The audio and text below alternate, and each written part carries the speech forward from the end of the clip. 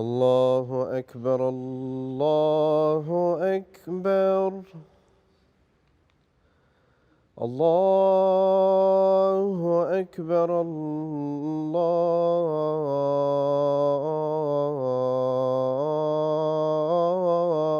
الله أكبر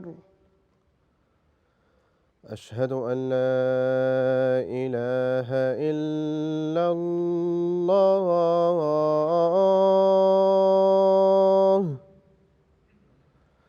أشهد أن لا إله إلا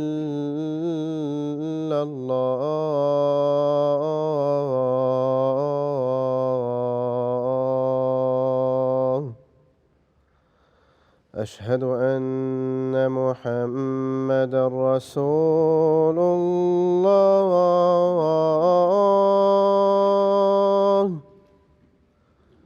أشهد أن محمدًا رسول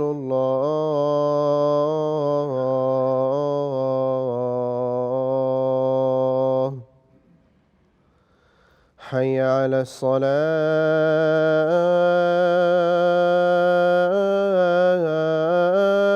الصلاة حي على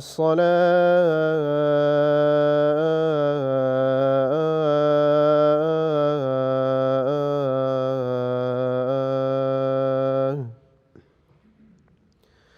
حي على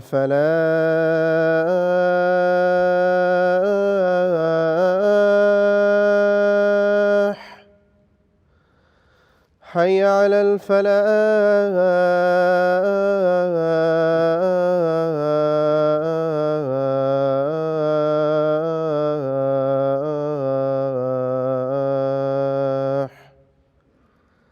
الله أكبر الله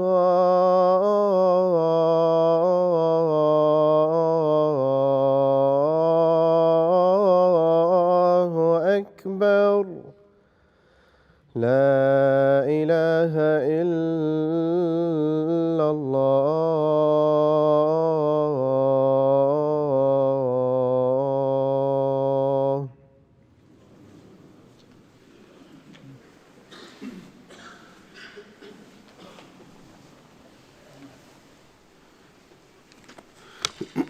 السلام علیکم ورحمۃ اللہ.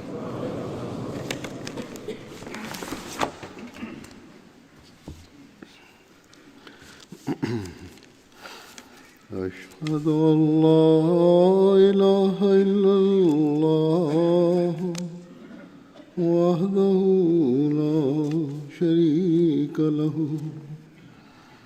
وأشهد أن محمدًا عبده ورسوله أما بعد فأعوذ بالله من الشيطان الرجيم بسم الله الرحمن الرحيم الحمد لله رب العالمين الرحمن الرحيم مالك يوم الدين إياك نعبد وإياك نستعين اهدنا الصراط المستقيم صراط الذين أنعمت عليهم غير المغضوب عليهم ولا الضالين.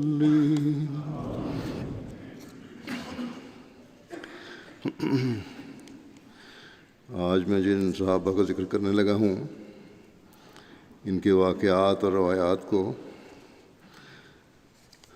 تاریخ نے تفصیل سے محفوظ نہیں کیا. ان کا مختصر تعارف ہی ہے جو چند سطروں میں بیان ہوا ہے بعض کا، لیکن کیونکہ میں چاہتا ہوں کہ ایک دفعہ تمام بدری صحابہ کا ذکر ایک جگہ جماعتی لٹریچر میں بھی آ جائے، اس لیے مختصر تعارف والے ناموں کو بھی میں لے رہا ہوں۔ ویسے بھی ان صحابہ کا جو مقام تھا اور ہے، ان کا چاہے مختصر ذکر ہی ہو، ہمارے لیے یہ برکت کا موجب ہے۔ ان لوگوں کا ذکر خیر بھی، یا ان کو یاد کرنا بھی۔ یہ وہ لوگ تھے جو غریب اور کمزور ہونے کے باوجود دین کی حفاظت کرنے والوں میں صف اول میں تھے۔ دشمن کی طاقت سے مرعوب نہیں ہوئے، بلکہ ان کا تمام تر توکل اللہ تعالیٰ کی ذات پر تھا۔ حضرت صلی اللہ علیہ وسلم سے وفا اور محبت کا عہد کیا تو اس کے لیے اپنی جانیں قربان کرنے سے بھی دریغ نہیں کیا۔ ان کے اس عہد وفا کے نبھانے کی وجہ سے اللہ تعالیٰ نے بھی ان کو جنت کی بشارت دی اور ان سے راضی ہونے کا اعلان فرمایا۔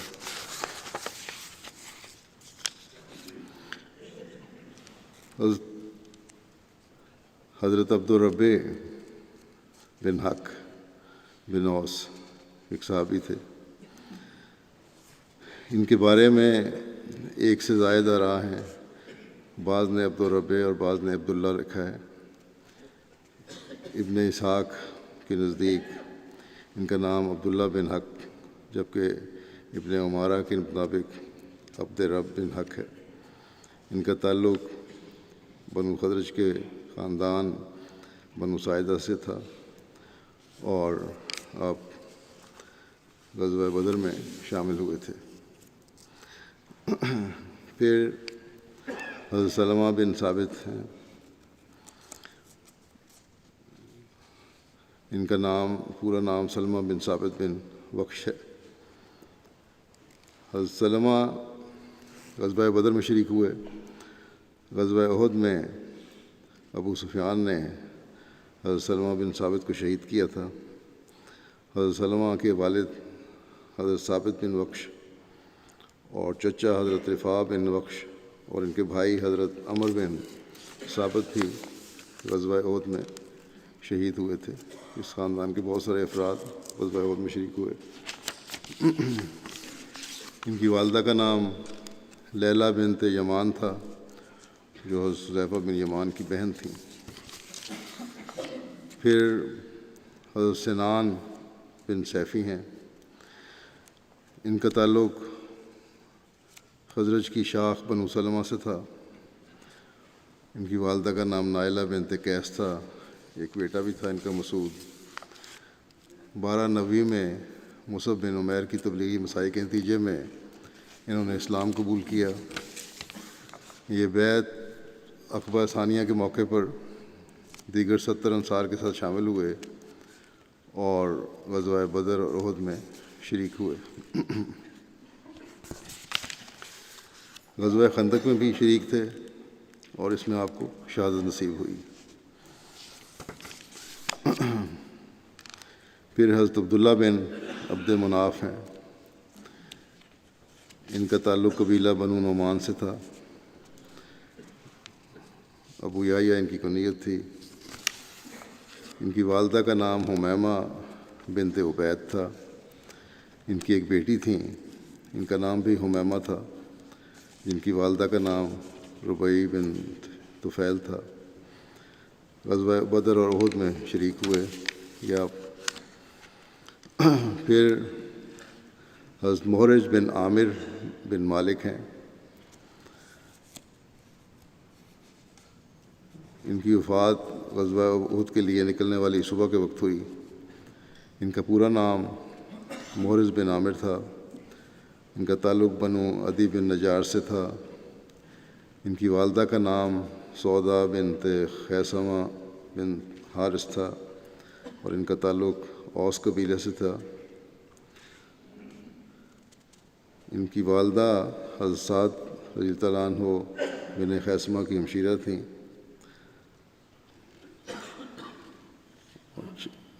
ان کے بارے میں لکھا ہے کہ ام سہل بنت ابی خارجہ سے آپ کی اولاد اسما اور کلثم تھیں۔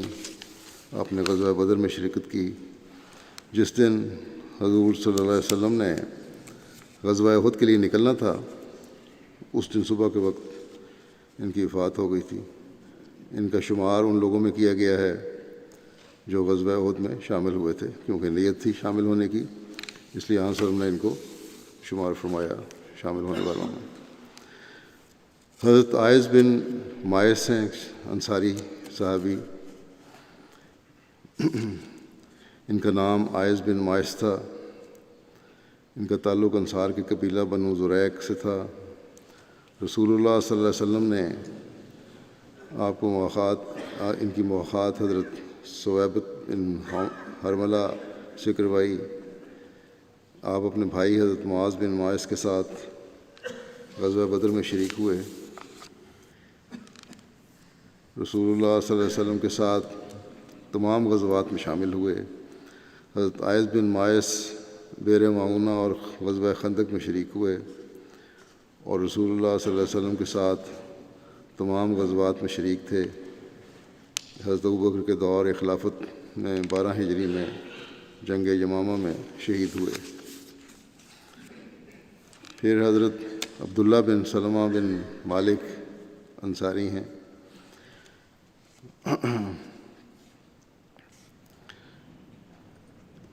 آپ انصار کے قبیلہ بلی سے تعلق رکھتے تھے۔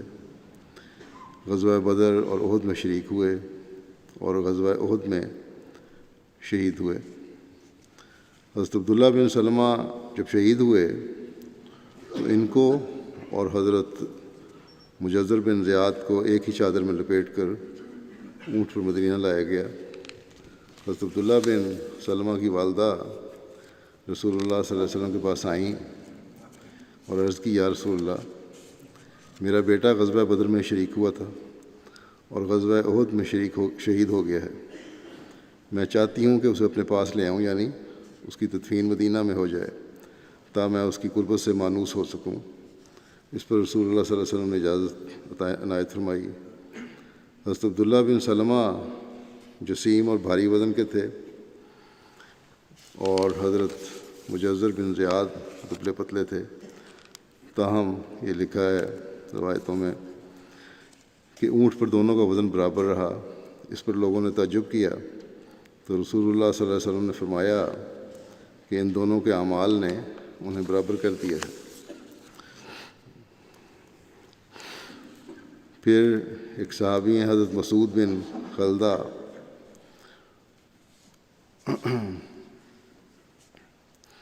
ان کا نام مسعود بن خلدہ تھا اور بعض روایات میں مسعود بن خالد بیان ہوا ہے۔ ان کا تعلق انصار کے قبیلہ بنو زریق سے تھا۔ غزوہ بدر اور احد میں شریک ہوئے اور بعض روایات سے پتہ چلتا ہے کہ آپ واقعہ بئر معونہ میں شہید ہوئے، جبکہ بعض دیگر روایات میں ہے کہ آپ غزوہ خیبر میں شہید ہوئے۔ پھر حضرت مسعود بن سعد انصاری ہیں۔ حضرت مسعود کا تعلق انصار کے قبیلہ بنو زریق سے تھا۔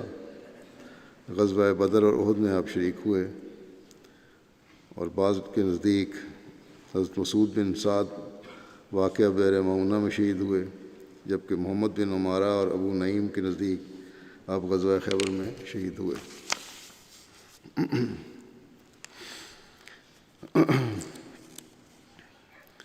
پھر ایک صحابی ہیں حضرت زید بن اسلم انصاری ہیں۔ یہ بھی حضرت زید بن اسلم کا تعلق انصار کے قبیلہ بنو اجلان سے تھا۔ یہ غزوہ بدر اور احد میں شامل ہوئے اور حضرت ابوبکر کے دور خلافت میں طلحہ بن خویلد الاسدی کے خلاف لڑتے ہوئے بزاخہ کے دن شہید ہوئے۔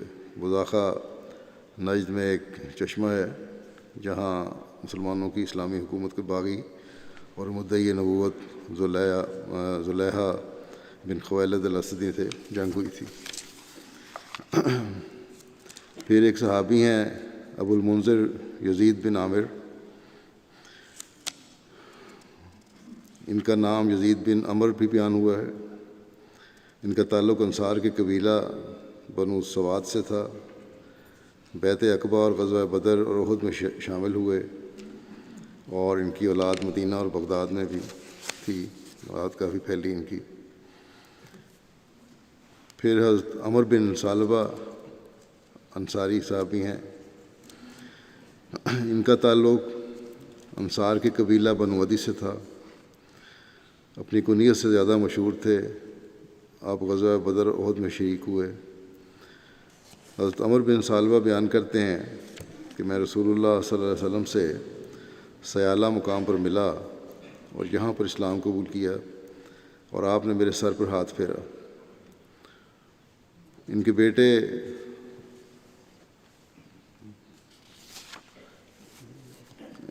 ایک وضاح بن سلمہ ہیں،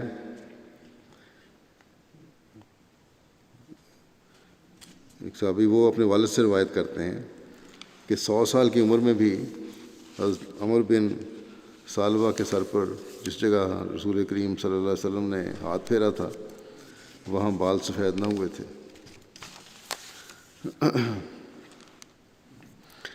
حضرت ابو خالد حارث بن قیس بن خالد بن مخلد ایک صحابی تھے، ان کا تعلق انصار کے قبیلہ بنو زریق سے تھا، آپ اپنی کنیت سے زیادہ مشہور ہیں، آپ بیت عقبہ اور غزوہ بدر سمیت تمام غزوات میں رسول اللہ صلی اللہ علیہ وسلم کے ساتھ شریک ہوئے۔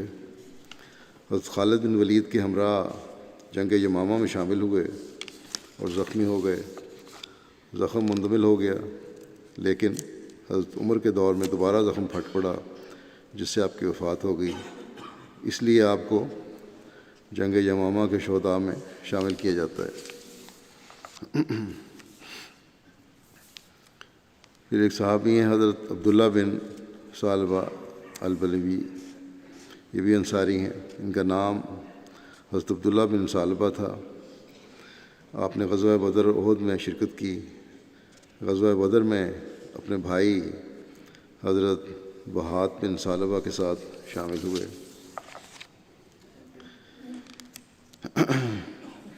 پھر حضرت صحاب بن ثعلبہ انصاری ہیں، ان کا تعلق انصار کے قبیلہ بلی سے تھا، ان کے 2 بھائی تھے، حضرت عبداللہ اور حضرت جدید۔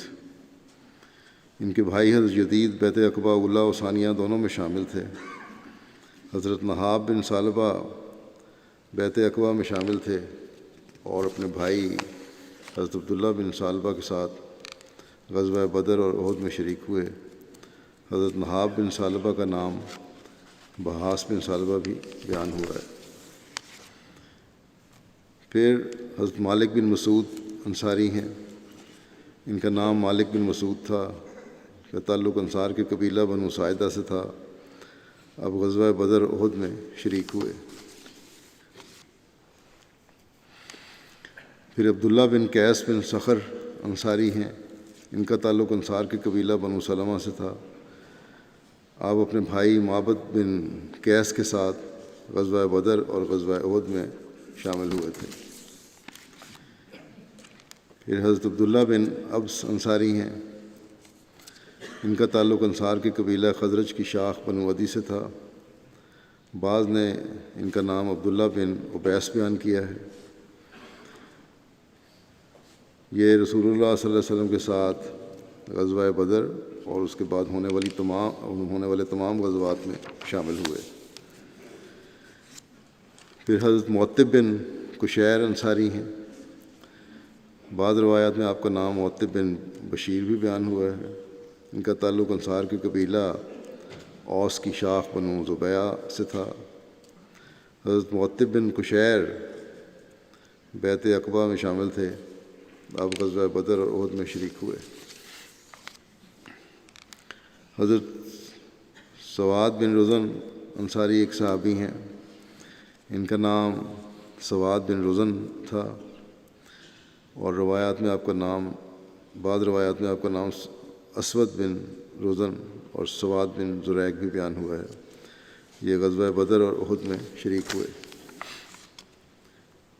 پھر حضرت معتب بن عوف صحابی تھے، حضرت معتب بن عوف کا تعلق قبیلہ بنو خزاعہ سے ہے۔ یہ بنو مخزوم کے حلیف تھے۔ آپ کو معتب بن الحمراء بھی کہا جاتا ہے۔ آپ کی کنیت ابو عوف ہے۔ حضرت معتب بن عوف دوسری ہجرت حبشہ میں شامل تھے۔ جب حضرت معتب بن عوف نے مکہ سے مدینہ ہجرت کی تو آپ حضرت مبشر بن عبد المنذر کے ہاں ٹھہرے۔ مواخات مدینہ کے وقت حضور صلی اللہ علیہ وسلم نے حضرت ثعلبہ بن حاطب انصاری کے ساتھ آپ کی مواخات کروائی تھی۔ حضرت معتب بن عوف غزوہ بدر، احد، خندق سمیت تمام غزوات میں حضور صلی اللہ علیہ وسلم کے ہمراہ شامل ہوئے۔ حضرت معتب بن عوف کی وفات 57 ہجری میں بعمر 78 سال ہوئی۔ پھر حضرت بجیر بن ابی بجیر ہیں۔ حضرت بجیر بن ابی بجیر غزوہ بدر اور احد میں شریک تھے۔ ان کے بارے میں بس اتنا ہی لکھا گیا۔ پھر حضرت عامر بن بکیر تھے۔ حضرت عامر بن بکیر کا تعلق قبیلہ بنو سعد سے تھا۔ حضرت عامر غزوہ بدر میں شریک ہوئے اور آپ کے ساتھ آپ کے بھائی حضرت ایاس بن بکیر، حضرت عاقل بن بکیر اور حضرت خالد بن بکیر غزوہ بدر میں شامل ہوئے، اور یہ سب بعد کے غزوات میں بھی شامل ہوئے۔ ان سب بھائیوں نے دار ارقم میں اسلام قبول کیا تھا۔ حضرت عامر بن بکیر جنگ یمامہ والے دن شہید ہوئے تھے۔ پھر حضرت عمر بن سراقہ بن المعتمر ہیں۔ ان کا پورا نام حضرت عمر بن سراقہ بن معتمر جیسا کہ میں نے کہا ہے۔ حضرت عثمان کے دور خلافت میں ان کی وفات ہوئی تھی۔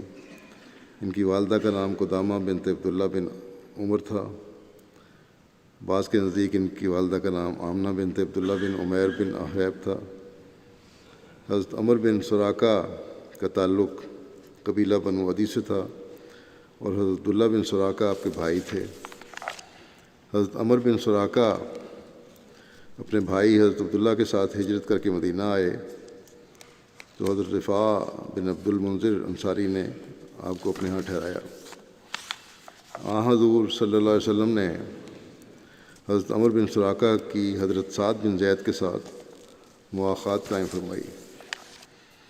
حضرت عمر بن سراقہ نے غزوہ بدر، احد، خندق سمیت تمام غزوات میں شرکت کی۔ حضرت عامر بن ربیعہ روایت کرتے ہیں کہ حضرت صلی اللہ علیہ وسلم نے ہمیں سریہ نخلہ پر بھیجا اور ہمارے ساتھ حضرت عمر بن سراقہ بھی تھے۔ آپ کا جسم دبلا اور قد لمبا تھا۔ دوران سفر حضرت عمر بن سراقہ پیٹ پکڑ کر بیٹھ گئے کیونکہ کھانے پینے کا وہاں تھا کوئی نہیں، بھوک کی شدت کی وجہ سے چل نہیں سکتے تھے۔ کہتے ہیں ہم نے ایک پتھر لے کر آپ کے پیٹ کے ساتھ کس کر باندھ دیا، پھر آپ ہمارے ساتھ چلنے لگے۔ پھر ہم عرب کے ایک قبیلہ میں پہنچے تو قبیلے والوں نے ہماری ضیافت کی۔ اس کے بعد پھر آپ چل پڑے۔ اس سے مذاہبی تھی صحابہ میں۔ تو وہاں سے کھانا کھانے کے بعد جب چل پڑے تو حضرت عمر بن سراقہ کہنے لگے کہ پہلے میں سمجھتا تھا کہ انسان کی دونوں ٹانگیں اس کے پیٹ کو اٹھاتی ہیں، لیکن آج مجھے معلوم ہوا ہے کہ اصل میں پیٹ ٹانگوں کو اٹھاتا ہے۔ خالی پیٹ ہو تو آدمی چل نہیں سکتا۔ حضرت عمر نے آپ کو خیبر کی زمین کا ایک حصہ عطا فرمایا تھا۔ حضرت عمر رضی اللہ تعالیٰ عنہ بن سراقہ کی وفات جیسا کہ میں نے کہا حضرت عثمان کے دور خلافت میں ہوئی۔ پھر حضرت ثابت بن حزال ایک صحابی ہیں۔ ان کا تعلق خزرج کی شاخ بنو عمر بن عوف سے تھا۔ غزوہ بدر، احد، خندق سمیت تمام غزوات میں حضرت صلی اللہ علیہ وسلم کے ساتھ شریک ہوئے۔ 12 ہجری کو حضرت ابوبکر کے دور خلافت میں ہونے والی جنگ یمامہ میں شہید ہوئے۔ پھر حضرت صبیح بن قیس ہیں۔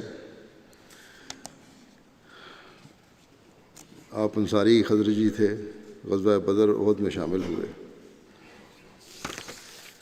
حضرت سمیہ رضی اللہ عنہ کی والدہ کا نام ختیجہ بنت عمر بن زید ہے۔ حضرت سمیہ کا ایک بیٹا تھا جس کا نام عبداللہ تھا، اور اس کی ماں قبیلہ بنو جدارہ سے تھیں، وہ فوت ہو گیا تھا۔ اس کے علاوہ آپ کا کوئی بچہ نہ تھا۔ حضرت عبادہ بن قیس آپ کے بھائی تھے۔ حضرت سبیہ بن قیس اور حضرت عبادہ بن قیس حضرت ابو درداء کے چچا تھے، اور حضرت سبیہ کے حقیقی بھائی زید بن قیس بھی تھے۔ پھر حضرت خباب مولا عتبہ بن غزوان تھے۔ حضرت خباب رضی اللہ عنہ حضرت عتبہ بن غزوان کے آزاد کردہ غلام تھے۔ آپ کی کنیت ابو یحییٰ تھی، بنی نوفل کے حلیف تھے۔ حضرت صلی اللہ علیہ وسلم نے ہجرت مدینہ کے وقت آپ کی مواخات حضرت تمیم مولا خراش بن الصمت سے کرائی تھی۔ السمہ حضرت خباب غزوہ بدر، احد، خندق سمیت تمام غزوات میں رسول اللہ صلی اللہ علیہ وسلم کے ساتھ شامل ہوئے۔ 19 ہجری میں آپ کی وفات مدینہ میں ہوئی۔ اس وقت آپ کی عمر 50 سال تھی۔ ان کا جنازہ حضرت عمر نے پڑھایا۔ حضرت سفیان رضی اللہ عنہ بن نصر انصاری ایک صحابی تھے۔ حضرت سفیان کا تعلق قبیلہ خزرج کے خاندان بنو جشم سے تھا۔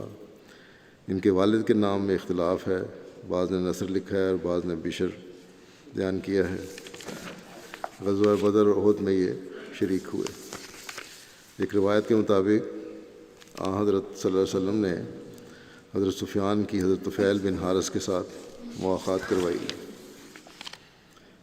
پھر ایک صحابی ہیں ابو مخشی الطائی، یہ اپنی کنیت ابو مخشی سے مشہور تھے۔ ان کا نام سوید بن مخشی ہے۔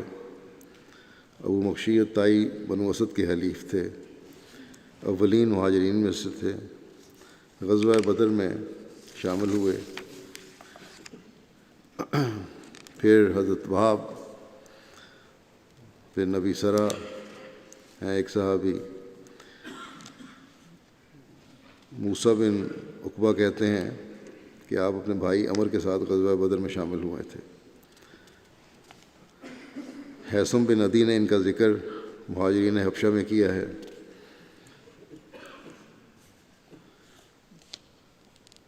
لیکن بعض کے نزدیک بلادری نے کہا ہے کہ یہ بات ثابت نہیں ہے، صرف بدر میں شریک ہوئے تھے، ہجرت حبشہ کا ذکر نہیں ملتا۔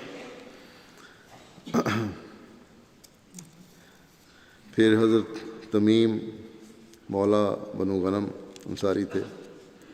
حضرت تمیم بنو غنم بن اسلم کے آزاد کردہ غلام تھے۔ آپ غزوہ بدر اور احد میں شریک ہوئے۔ حضرت ابو الحمراء مولا حضرت حارث بن افراء، یہ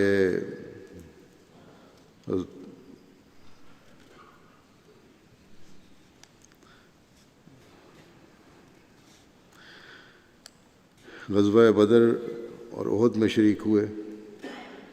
غزوہ بدر میں حضرت معاذ، حضرت عوف اور حضرت معوذ اور ان کے آزاد کردہ غلام ابو الحمراء کے پاس ایک اونٹ تھا جس پر باری باری سوار ہوتے تھے۔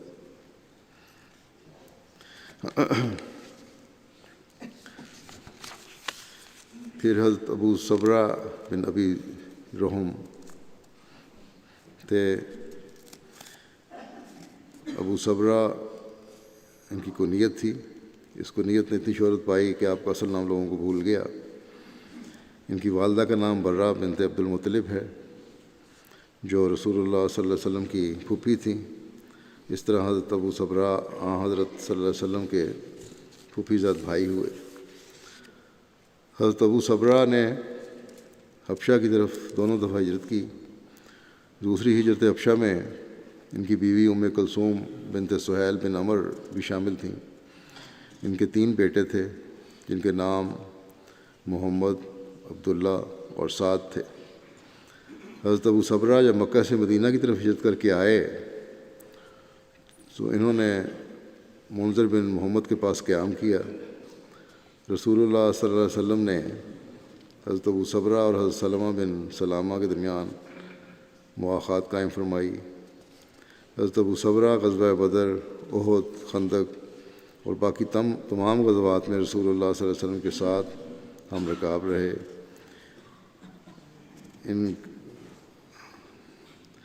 آپ حضرت صلی اللہ علیہ وسلم کی وفات کے بعد مکے جا کر آباد ہو گئے تھے، پھر مدینہ چلے گئے۔ حضرت ابو صبرہ نے حضرت عثمان کے زمانہ خلافت میں وفات پائی۔ پھر حضرت ثابت بن عمر بن زید ہیں، ابن اسحاق اور زہری نے یہ تاریخ کے لکھنے والے ہیں، ان حضرت ثابت بن عمر کا سلسلہ نسب بنو نجار سے بیان کیا ہے، اور ابن مندہ نے ان کا سلسلہ نسب قبیلہ بنو اشجع سے قرار دیا ہے جو انصار کے حلیف تھے۔ غزوہ بدر میں یہ شامل ہوئے تھے اور غزوہ احد میں شہادت پائی۔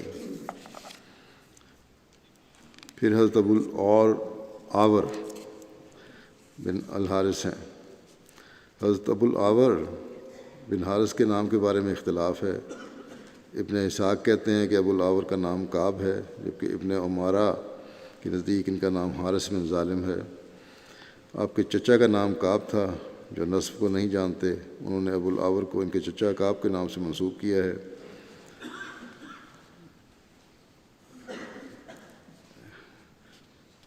ابن شام بھی یہی کہتے ہیں۔ حضرت ابو العاور کی والدہ نیار بنت ایاس بن عامر تھیں۔ ان کا تعلق انصار کے قبیلہ خزرج کی شاخ بنو عدی بن نجار سے تھا۔ غزوہ بدر اور احد میں یہ شریک ہوئے۔ پھر حضرت ابس بن عامر بن عدی ہیں۔ ابن اسحاق نے آپ کا نام ابس بیان کیا ہے، اور موسیٰ بن عقبہ نے آپ کا نام ابسی بیان کیا ہے۔ ان کی والدہ کا نام ام البنین بنت زہیر بن ثعلبہ تھا۔ ان کا تعلق انصار کے قبیلہ خزرج کے خاندان بنو سلمہ سے تھا۔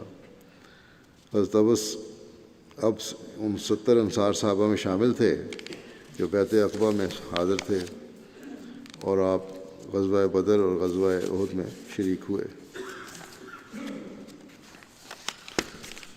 پھر حضرت ایاس بن بکیر ہیں۔ ان کو ابن ابی بکیر بھی کہا جاتا تھا۔ آپ قبیلہ بنو سعد بن لیث سے تھے جو بنو عدی کے حلیف تھے۔ حضرت عاقل، حضرت عامر، حضرت ایاس اور حضرت خالد نے اکٹھے دار ارقم میں اسلام قبول کیا تھا۔ حضرت ایاس اور ان کے بھائیوں حضرت عاقل اور حضرت خالد اور حضرت عامر نے اکٹھی ہجرت کی اور مدینہ میں رفاع بن عبد المنذر کے ہاں قیام کیا۔ ان کے والدہ کی طرف سے 3 بھائی اور بھی تھے، یہ سب کے سب غزوہ بدر میں شامل ہوئے۔ ابن یونس نے کہا ہے کہ ایاس فتح مصر میں بھی شریک تھے اور 34 ہجری میں وفات پائی، جبکہ ایک روایت کے مطابق حضرت ایاس نے جنگ یمامہ میں شہادت پائی۔ ان کے بھائی حضرت معاذ اور حضرت معوذ اور حضرت عاقل غزوہ بدر میں، جبکہ حضرت خالد واقعہ رجی میں اور حضرت عامر جنگ یمامہ میں شہید ہوئے۔ حضرت عامر کے متعلق ایک روایت یہ ہے کہ آپ نے بئر معونہ میں شہادت پائی۔ حضرت ایاس بن بکیر غزوہ بدر، غزوہ احد، غزوہ خندق اور باقی تمام غزوات میں نبی کریم صلی اللہ علیہ وسلم کے ہمراہ رہے۔ آپ سابقین اسلام میں سے تھے اور ابتدائی ہجرت کرنے والوں میں سے تھے۔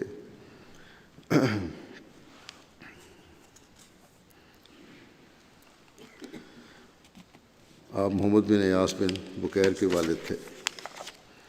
رسول کریم صلی اللہ علیہ وسلم نے حضرت ایاس بن بکیر اور حضرت حارث بن خزمہ کے درمیان مواخات قائم فرمائی تھی۔ یہ شاعر بھی تھے۔ زید بن اسلم سے روایت ہے کہ ابو البکیر کے لڑکے حضرت صلی اللہ علیہ وسلم کی خدمت میں حاضر ہوئے، یعنی یہ، اور عرض کی کہ یا رسول اللہ صلی اللہ علیہ وسلم، ہماری بہن کا فلاں شخص کے ساتھ نکاح کر دیے۔ حضرت صلی اللہ علیہ وسلم نے فرمایا کہ بلال کے متعلق تمہارا کیا خیال ہے؟ بلال اس سے بہتر ہے، اس کے متعلق سوچو۔ وہ لوگ چلے گئے، دوسری مرتبہ پھر آئے اور حضرت صلی اللہ علیہ وسلم کی خدمت میں حاضر ہوئے اور پھر عرض کیا کہ یا رسول اللہ صلی اللہ علیہ وسلم، ہماری بہن کا فلاں شخص کے ساتھ نکاح کر دیجیے۔ حضرت صلی اللہ علیہ وسلم نے فرمایا، پھر دوبارہ یہی فرمایا کہ بلال کے متعلق تمہارا کیا خیال ہے؟ پھر وہ لوگ پھر چلے گئے سوچنے کے لیے، پھر وہ لوگ تیسری مرتبہ حضرت صلی اللہ علیہ وسلم کی خدمت میں حاضر ہوئے اور عرض کی، پھر یہی عرض کی کہ ہماری بہن کا فلاں شخص کے ساتھ نکاح کر دیجیے۔ حضرت صلی اللہ علیہ وسلم نے پھر یہی فرمایا کہ بلال کے متعلق تمہارا کیا خیال ہے؟ اور پھر فرمایا کہ ایسے شخص کے متعلق تمہارا کیا خیال ہے جو اہل جنت میں سے ہے؟ پھر ان لوگوں نے آنسر سے عرض کیا کہ ٹھیک ہے، پھر بلال سے اپنی بہن کا نکاح کر دیا۔ تو یہ مقام تھا حضرت بلال کا، اور کس طرح رشتے طے ہوتے تھے اس زمانے میں۔ ٹھیک ہے، ایک دو دفعہ انکار کیا، لیکن تیسری دفعہ پھر نہیں، جو حکم ہوا مان لیا۔ ہر ایک کا اپنا اپنا مقام تھا۔ بعض لوگ جو تھے پہلی دفعہ ہی عرض کر دیتے تھے ٹھیک ہے جو آپ فرمائیں، بعض سوچنے لگ جاتے تھے، لیکن بہرحال حضرت بلال کے مقام کا اس سے بھی پتہ لگتا ہے۔ پھر ایک صحابی ہیں حضرت مالک بن نمیلہ، ان کی والدہ کا نام نمیلہ تھا، ان کو ابن نمیلہ کہا جاتا تھا۔ ان کا تعلق قبیلہ مزینہ سے تھا، جو قبیلہ اوس کی شاخ بنی معاویہ کے حلیف تھے۔ غزوہ بدر اور غزوہ احد میں شریک ہوئے، اور غزوہ احد میں ان کی شہادت ہوئی۔ پھر حضرت انیس بن قتادہ بن ربیعہ ہیں، ان کا تعلق انصار کے قبیلہ اوس سے تھا۔ بدر میں رسول اللہ صلی اللہ علیہ وسلم کے ہمراہ شریک تھے، جنگ احد میں شہید ہوئے۔ ابو الحکم بن اخنس بن شریک نے ان کو شہید کیا تھا۔ حضرت خنسا بنت خضام حضرت انیس بن قتادہ کے نکاح میں تھیں۔ جب احد کے دن شہید ہوئے تو حضرت خنسا کے والد نے ان کا نکاح قبیلہ مزینہ کے ایک شخص سے کر دیا، مگر یہ اسے ناپسند کرتی تھیں۔ پھر یہ رسول اللہ صلی اللہ علیہ وسلم کے پاس آئیں۔ آپ صلی اللہ علیہ وسلم نے حضرت خنسا کا نکاح فسخ کر دیا۔ باپ نے نکاح کیا تھا، رسول کریم صلی اللہ علیہ وسلم نے کہا اگر یہ ناپسند ہے لڑکی کو تو فسخ کر دیا نکاح۔ اس کے بعد حضرت خنسا نے حضرت ابو لبابہ سے شادی کر لی، اور اس نکاح سے پھر حضرت صائب بن ابی لبابہ پیدا ہوئے۔ یہ ہے مثال عورت کی آزادی کی۔ رشتوں کے معاملے میں وہ لوگ جو زبردستی کرتے ہیں بعض لوگ اپنی لڑکیوں پہ، ان کو سوچنا چاہیے۔ پھر حضرت حارث بن عرفجہ ایک صحابی تھے۔ حضرت حارث کے متعلق ان کا تعلق قبیلہ بنو غنم سے تھا۔ غزوہ بدر اور احد میں یہ شامل ہوئے۔ پھر ہیں حضرت رافع بن انجدہ، انصاری تھے۔ حضرت رافع کے والد کا نام عبد الحارث تھا، انجدہ آپ کے والدہ کا نام تھا۔ حضرت رافع نے اپنی والدہ کی ابنیت سے شہرت پائی، والدہ کے نام سے مشہور ہوئے بجائے باپ کے۔ ان کا تعلق قبیلہ بنو امیہ بن زید بن مالک سے تھا۔ غزوہ بدر اور احد اور خندق میں یہ شریک ہوئے۔ ایک روایت کے مطابق حضرت صلی اللہ علیہ وسلم نے حضرت رافع بن انجدہ اور حضرت حسین رضی اللہ عنہ بن حارث کے درمیان عقد مواخات کو قائم کیا۔ پھر حضرت خلیدہ بن قیس تھے ایک صحابی، ان کی والدہ کا نام ادام بن القین تھا، جو کہ بنو سلمہ میں سے تھیں۔ خلیدہ بن قیس کے علاوہ آپ کا نام خلید بن قیس، خالد بن قیس اور خالدہ بن قیس بھی ملتا ہے۔ ان کا غزوہ بدر یہ غزوہ بدر اور احد میں شریک تھے۔ ان کے حقیقی بھائی جن کا نام خلاد تھا، بعض مورخین کے نزدیک ان کو بھی یہ بھی بدری صحابہ میں شامل تھے۔ پھر حضرت ثقف بن عمر ہیں۔ حضرت ثقف بن عمر کے قبیلے کے بارے میں مختلف آراء ہیں۔ بعض نے بنو اسلم، بعض کے نزدیک آپ بنو اسد، جبکہ بعض آپ کا تعلق قبیلہ بنو سلم سے بتاتے ہیں۔ بنو اسد کے حلیف تھے، آپ بنو اسد کے حلیف تھے، لیکن بعض کے نزدیک آپ بنو عبد شمس کے حلیف تھے۔ یہ اپنے 2 بھائیوں کے ساتھ بدر میں شریک ہوئے، جن کے نام حضرت مالک بن عمر اور حضرت مدلاج بن عمر ہیں۔ حضرت ثقف بن عمر اولین مہاجرین میں سے تھے۔ غزوہ بدر، احد، خندق، حدیبیہ اور خیبر میں شامل ہوئے، اور غزوہ خیبر میں آپ کی شہادت ہوئی۔ پھر حضرت صبرہ بن فاتق تھے۔ یہ خریم بن فاتق کے بھائی تھے اور خاندان بنو اسد سے تھے۔ ان کے والد کا نام فاتق بن الاخرم تھا۔ حضرت صبرہ کا نام سمورہ بن فاتق بھی ملتا ہے۔ ایمن بن خریم بیان کرتے ہیں کہ میرے والد اور چچا دونوں غزوہ بدر میں شامل ہوئے، اور انہوں نے مجھ سے پختہ عہد لیا تھا کہ میں کسی مسلمان سے قتال نہیں کروں گا، جنگ نہیں کروں گا۔ عبداللہ بن یوسف نے کہا ہے کہ صبرہ بن فاتق وہی ہیں جنہوں نے دمشق کو مسلمانوں میں تقسیم کیا تھا۔ ان کا شمار شامیوں میں ہوتا ہے۔ یہ بیان کرتے ہیں کہ رسول کریم صلی اللہ علیہ وسلم نے فرمایا کہ میدان خدائے رحمان کے ہاتھ میں ہے، وہ بعض قوموں کو بلند کرتا ہے اور بعض کو زوال دیتا ہے، یعنی ان کے عملوں کی وجہ سے۔ حضرت صبرہ بن فاتق کا گزر حضرت ابو درداء کے پاس سے ہوا، تو انہوں نے کہا صبرہ کے ساتھ محمد صلی اللہ علیہ وسلم کا نور ہے۔ عبد الرحمن بن عائض بیان کرتے ہیں کہ میں نے ایک شخص کو دیکھا جس نے حضرت صبرہ کو برا بھلا کہا، تو انہوں نے اس کا جواب دینے سے بچنے کے لیے غصہ پی لیا، جواب نہیں دیا، غصے کے باوجود کوئی جواب نہیں دیا، خاموش رہے، اور غصہ دبانے کی وجہ سے آپ دیدہ ہو گئے۔ اتنا شدت سے ان کو غصہ تھا، اتنا برا بھلا کہا گیا ان کو، غصہ دبایا جس کی وجہ سے آنکھوں سے پانی آ گیا۔ نبی کریم صلی اللہ علیہ وسلم نے فرمایا کیا ہی اچھا آدمی ہے سمورہ، اگر وہ اپنے لمبے بال کچھ چھوٹے کروا لے، ان کے لمبے بال تھے، اور اپنی تہمت تھوڑا اوپر اٹھا لے۔ جب آپ تک یہ بات پہنچی پھر انہوں نے فوری طور پر ویسا ہی کیا۔ آپ بیان کرتے تھے کہ مجھے اس بات کی خواہش ہے کہ ہر دن کسی مشرک سے میرا سامنا ہو جس نے زرہ پہن رکھی ہو، اگر وہ مجھے شہید کر دے تو ٹھیک، اور اگر میں اسے قتل کر دوں تو اس جیسا اور میرے مقابل پر آ جائے۔ امام بخاری وغیرہ نے، بعض کے نزدیک یہ بدر میں شامل نہیں تھے، لیکن امام بخاری وغیرہ نے آپ کو اور آپ کے بھائی کو بدری اصحاب میں شامل کیا ہے۔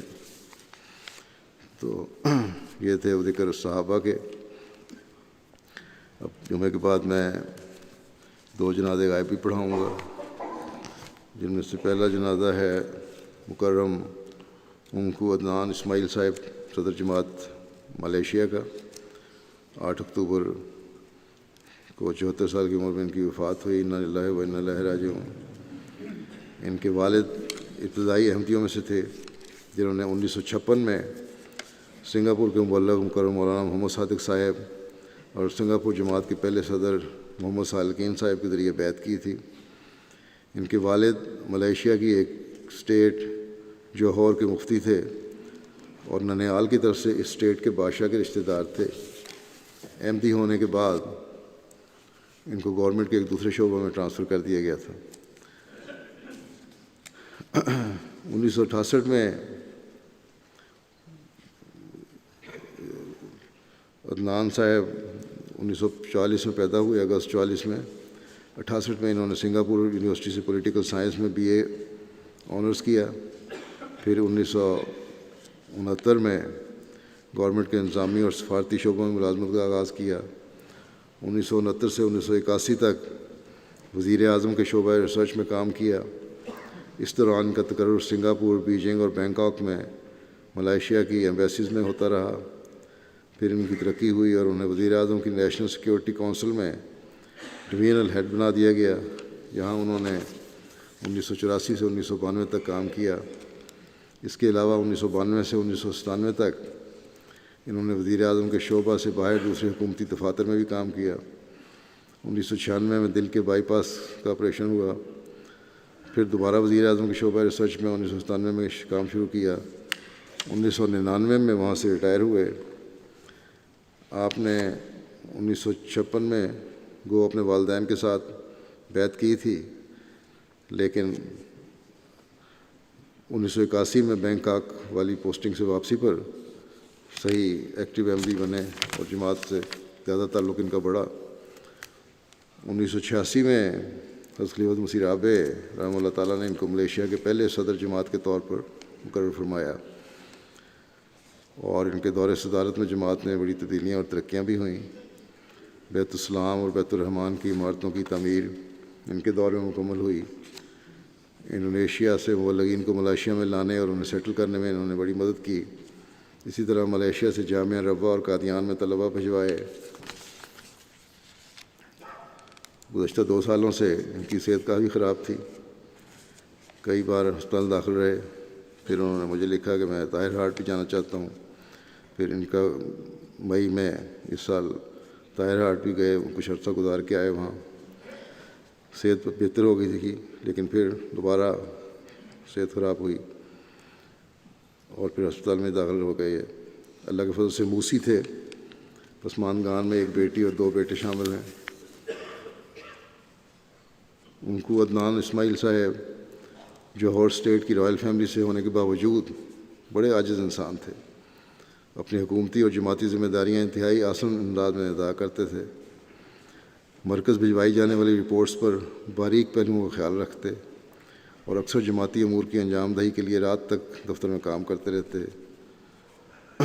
جماعتی عہدیداران، کارکنان، احباب جماعت اور خاص کر مبلغین سے انتہائی اچھا سلوک تھا ان کا. بچوں کے حوالے سے خصوصی توجہ تھی، یعنی جماعت کے بچے، اور ان کی تعلیم و تربیت کی فکر میں رہتے تھے اور یہی کہتے تھے کہ یہ جماعت کا مستقبل ہیں. ان کی اہلیہ کا کہنا ہے کہ آپ ہمیشہ جماعت میں بچوں کے لیے اعلیٰ تعلیم پر زور دیتے اور ہمیشہ جماعتی ترقی کے بارے میں سوچتے تھے. وفات کے دن ہسپتال میں کوئی ایمبولینس فارغ نہیں تھی، تو میت کو مسجد میں لے جانے کے لیے ٹرانسپورٹ میسر نہیں تھی. جماعت کے ممبر نے ایک چینی رضاکار سے رابطہ کیا، کوان چی صاحب سے، جو اپنی گاڑی پر ایمبولینس چلاتے تھے اور لوگوں کی میتیں منتقل کرنے میں مدد کرتے تھے. اس چینی آدمی نے اپنی فیس بک پہ ذکر کیا کہ اس میت کو لے جانے میں اسے عجیب غیر معمولی تجربہ ہوا ہے. کہتے ہیں اس نے لکھا ہے کہ جب اس نے وین کو چلانا شروع کیا تو جس سڑک پر ہمیشہ شدید ٹریفک جام ہوتا تھا وہاں اچانک ٹریفک ختم ہو گیا، اور عام طور پر تقریباً 1 گھنٹے کا سفر ہوتا ہے، لیکن اس دن مسجد پہنچنے میں صرف 25 منٹ لگے. پھر کہتے ہیں مسجد پہنچ کے مجھے احساس ہوا کہ لگتا ہے کسی خادم دین کا میت تھی. وکیل التبشیر روا منصور خان صاحب نے لکھا ہے کہ عدنان اسماعیل صاحب نے طویل عرصہ جماعت ملیشیا کے صدر کے طور پر خدمت کی. اپنے احباب جماعت کے لیے والد کی طرح تھے. ملائیشیا کے دورے کے دوران کہتے ہیں مجھے جماعتی معلومات پر ان سے بات چیت کا موقع ملا تو میں نے ان کو ایک حکمت عملی سے کام لینے والا شخص پایا، اور جس نے ناقابل یقین حالات میں جماعتی کاموں کو کامیابی سے انجام دیا. بہت پیچیدہ اور مشکل معاملات کے بارے میں ان کی رائے پر اعتماد کیا جاتا تھا. اللہ تعالیٰ ان کے درجات بلند فرمائے، ان کی اولاد کو بھی ان کی نیکیوں پر قائم رکھے اور جماعت سے مضبوط تعلق رکھنے والے ہوں ہمیشہ. دوسرا جنازہ حمیدہ بیگم صاحبہ کا ہے، جو چودھری خلیل احمد صاحب روا کی اہلیہ تھیں. 5 اکتوبر کو 84 سال کی عمر میں ان کی وفات ہوئی. انا للہ و انا الیہ راجعون. قادیان سے ملکہ گاؤں بھینی بانگر میں احمدی فیملی میں پیدا ہوئیں. نمازوں کی پابند، تہجد گزار، دنیاوی تعلیم تو کوئی نہیں تھی، لیکن قرآن کریم سے آپ کو بڑا محبت اور عشق تھا. دن میں متعدد بار قرآن کریم کی تلاوت کیا کرتی تھیں. رمضان میں باقاعدگی سے قرآن کریم سننے کے شوق سے نماز تراویح پر بھی جایا کرتی تھیں. ان کی کوشش ہوتی تھی کہ جب مسجد ربا میں عورتیں جمعے پہ جایا کرتی تھیں اس وقت مسجد اقصی ربا میں نماز جمعہ پر پہنچنے والی سب سے پہلی عورت وہ ہوں. اس لیے بہت پہلے جمعے پر چلی جایا کرتی تھیں. رہن سہن میں بہت سادگی تھی. جو پیسے جمع کرتے ہیں اسے چندے کی مختلف تحریکات میں اور تعمیری مساجد میں پیش کر کے بہت خوش ہوتی ہیں اور خدا کا شکر ادا کرتی ہیں. کئی بچیوں کی شادیاں کروائیں. غریب بچیوں کا جہیز بھی خود تیار کروا کر دیتی ہیں. کئی مرتبہ اپنا زیور چندے میں یا غریبوں کو دے دیا. ہمیشہ باقاعدگی سے غرباء کے پاس جانا ان کی سب سے بڑی خوشی ہوتی تھی. صدقہ و خیرات بہت کھلے ہاتھ سے کرتی ہیں. گھر سے کسی کو خالی ہاتھ نہ جانے دیتی. اللہ تعالیٰ کے فضل سے موسیہ تھیں.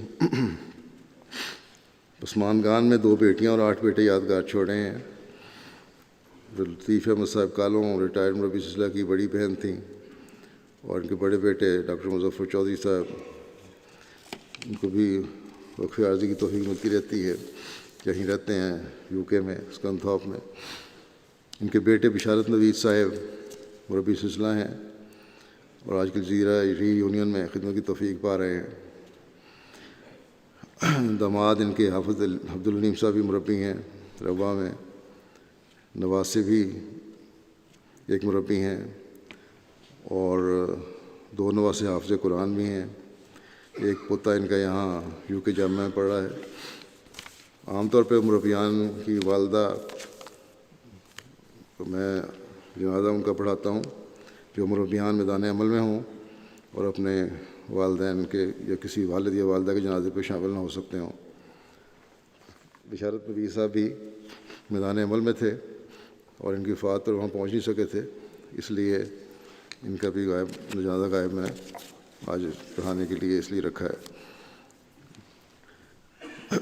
بشارت نوید صاحب لکھتے ہیں کہ جامعہ احمدیہ مکمل کرنے کے بعد جب میں میدان عمل میں گیا تو ایک مرتبہ گھر واپس آیا تو صبح کی نماز مسجد کے لیے مسجد نہیں جا سکا. اس پر مجھے کہنے لگیں کہ بیٹا کہ تم جب جہاں اپنی پوسٹنگ ہے وہاں ہوتے ہو جب تو تمہیں لوگ دیکھتے ہیں، شاید تم لوگوں کی وجہ سے مسجد میں چلے جاتے، لیکن یاد رکھو یہاں تمہیں خدا دیکھ رہا ہے. اس لیے ہمیشہ نمازوں کی توجہ رکھو اور یہ دیکھتے رہو کہ خدا تمہیں دیکھ رہا ہے. کہتے ہیں کہ ہم جامعہ میں پڑھ رہا تھا تو والد صاحب کی اچانک وفات ہو گئی. بڑے بھائی بیرون ملک جا چکے تھے. بڑی ہمت سے انہوں نے گھر کو سنبھالا. کہتے ہیں ایک دن میں نے مذاق سے کہہ دیا ان کو کہ جماعت کو میں کہہ دوں کہ میری والدہ اکیلی ہیں تو میں ان کی خدمت کرنا چاہتا ہوں، اس لیے مجھے دور کسی جگہ نہ بھیجا جائے. اس پر بڑی سنجیدہ ہو گئیں اور بڑی سختی سے کہا کہ جہاں جماعت بھیجے وہاں جانا ہے. یہ تو ممکن نہیں ہے کہ اگر وقف کیا ہے، جس کو میں نے وقف کیا اس کو میں اپنے پاس رکھوں اور جو دنیا کمانے والے ہیں انہیں کہوں کہ جاؤ اور دنیا کماؤ. اگر میں نے اپنے پاس کسی کو رکھنا ہوا تو تمہیں نہیں بلکہ دنیا کمانے والوں کو بلاؤں گی. یہ جذبہ تھا ان کا. پھر یہ لکھتے ہیں کہ 1913 میں جب آخری مرتبہ ان کے پاس رخصت پر پاکستان گیا تو ان کو میں نے کہا کہ اپنی بیوی بچوں کو آپ کے پاس چھوڑ دوں. حالانکہ بہت کمزور ہو چکی تھیں، بستر سے اٹھنا بھی مشکل تھا، لیکن پھر بھی اس بات کی اجازت دی کہ کہنے لگی نہیں، بچوں کو بیوی بچوں کو اپنے پاس رکھو اور خاموش سے کے پاس ہی رہنا چاہیے. یہ ہے سبق ان بزرگوں کا جو آج کل بھی لوگوں کے لیے بڑا اہم ہے. اللہ تعالیٰ ان کی درجات بلند فرمائے اور ان کی نسلوں کو بھی وفا کے ساتھ دین پر قائم رکھے.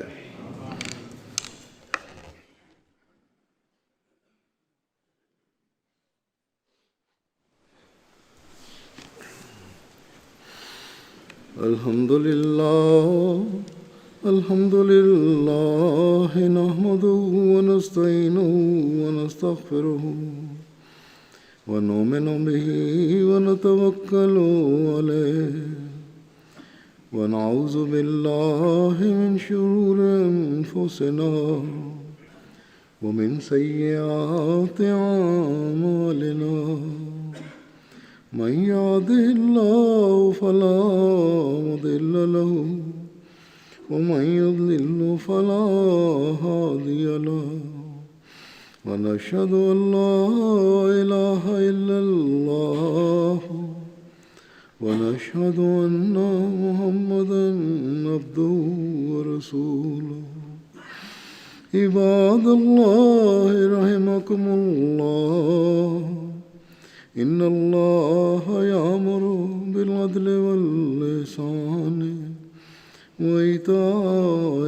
ذي القربى وينهى عن الفحشاء والمنكر والبغي يعظكم لعلكم تذكرون اذكروا الله يذكركم وادعوه يستجب لكم ولذكر الله